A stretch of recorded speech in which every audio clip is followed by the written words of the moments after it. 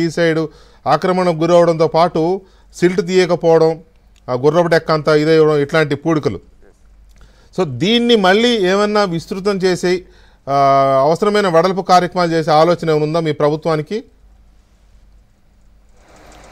Yes, మీరు చెప్పినట్లుగా వెంకటకృష్ణ గారు 2 పాయింట్స్ చెప్పారు మీరు. ఒకటి ఏదైతే ఇప్పుడు ఆ బుడమేరు ఒకటిగా ఖమ్మం నుంచి వచ్చి ఈ వెలగలేరు జంక్షన్ దగ్గర రెండిట్లుగా, అంటే ఒకటి డైరెక్ట్గా విజయవాడ అవుట్కట్స్ సిటీని టచ్ చేసుకుంటూ గుడివాడ నుంచి కొల్లేరిపోతుంది, అదొక స్ట్రక్చరు. అదేవిధంగా వెలగలేరు నుంచి ఇట్లా కిందకి 11 కిలోమీటర్ ఇప్పుడు ఏదైతే మనం బండ మీద ఉన్నామో ఈ డైవర్షన్ ఛానల్ ద్వారా ఇట్లా బుడమేరు కిందకి పోతుంది. ఇట్లా ఈ బుడమేరు రెగ్యులేటర్ దగ్గర నుంచి 2 పార్ట్లు అవుతుంది. ఇప్పుడు ఏదైతే మనం మీరు చెప్పినట్లుగా రెగ్యులర్గా కొల్లేరుకి వెళ్ళేటువంటిదే డైరెక్ట్ అది, ఎందుకంటే వెలగలేరు దగ్గర నుంచి డైరెక్ట్గా ఇప్పుడు ప్రాక్టీస్ అది.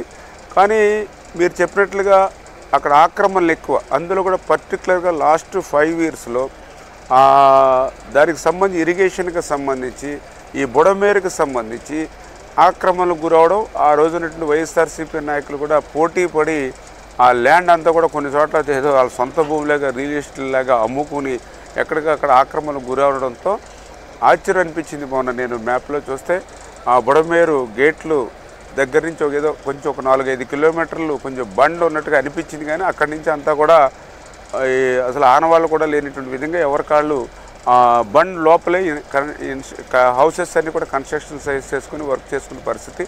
అట్లా ఆక్రమణకు గురవడంతో ఆ గేట్ల నుంచి, అంటే యాక్చువల్గా గేట్ల నుంచి ఒక 7,000-8,000 క్యూసెక్కుల వరకు కూడా కొల్లేరుని మనం రెగ్యులర్గా పంపించుకోవచ్చు. అది వాస్తవంగా వెళ్ళాలి కూడా, ఎందుకంటే అదే మెయిన్ బుడమేరుకి. ఎందుకంటే ఒక్కొక్కసారి కృష్ణానదికి కనుక ఏమన్నా వరదలు వచ్చి ఫ్లడ్ వస్తే ఏదైతే ఈ డైవర్షన్ ఛాలెంజ్ వెళ్ళేటువంటి వాటర్ని అది కూడా నిలుపుదల చేస్తుంది.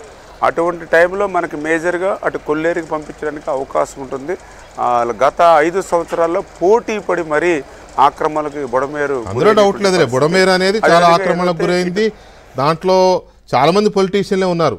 గడిచిన 5 ఏళ్లలో ఎక్కువ జరిగింది. అంతకుముందు కూడా చాలామంది రాజకీయ నాయకులు వాళ్ళ మనుషులతోనో వాళ్ళ బినామీలతోనో ఎవరితో ఒకరితో మొత్తమే దానికి ఆ దుస్థితి వచ్చింది. ఓకే, అది మీరు టేకప్ చేస్తున్నారు కాబట్టి సంతోషం. ఇంకొక మాట ఏంటంటే, ఇప్పుడు కృష్ణానది మీద శ్రీశైలం ప్రాజెక్ట్ కానీ, నాగార్జున సాగర్ ప్రాజెక్ట్ కానీ, లేకపోతే ఇక్కడికి వచ్చేసరికి